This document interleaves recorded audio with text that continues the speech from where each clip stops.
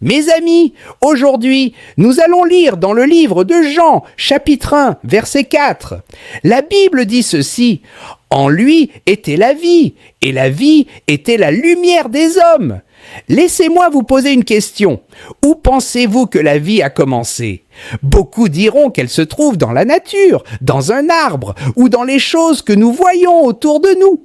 Mais ce n'est pas vrai. Ce verset nous dit clairement que dans le Seigneur qui est la parole se trouve la vie. Depuis le commencement, la vie n'a jamais été ailleurs.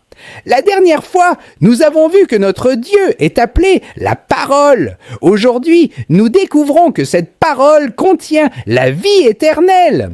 Certains ont cru, en lisant la Genèse, que la vie éternelle était dans un arbre. Mais non, mes frères et sœurs, la vie éternelle a toujours été dans notre Dieu, qui est la parole. Il est lui-même l'arbre de vie.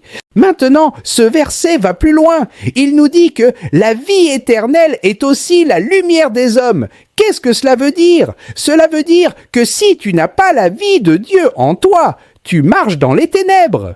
Ton esprit et ton âme n'ont aucune révélation de qui est Dieu, ni de ce qu'est vraiment la vie.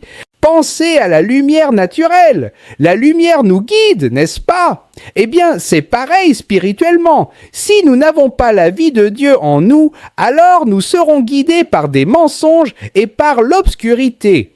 Mais si nous recevons la vie, alors nous recevons aussi la lumière qui nous éclaire et nous dirige. Voilà pourquoi, mes amis, nous avons tant besoin de chercher le véritable guide. Et ce guide n'est autre que le Seigneur, qui est la parole. En lui est la vie éternelle, et cette vie devient la lumière qui nous montre le chemin. Alors, je vous demande ceci, mes amis. Quand la parole de Dieu vous est présentée, que faites-vous? Est-ce que vous endurcissez votre cœur? Ou bien est-ce que vous l'acceptez? Car rejeter la parole, c'est rejeter la vie. Et rejeter la vie, c'est rejeter la lumière qui devait vous guider.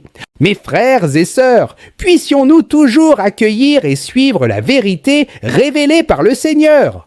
Le Seigneur est la vérité et en lui réside la vie. Si ce message a touché votre cœur, n'oubliez pas de partager cette vérité avec ceux qui la recherchent. Soyez bénis!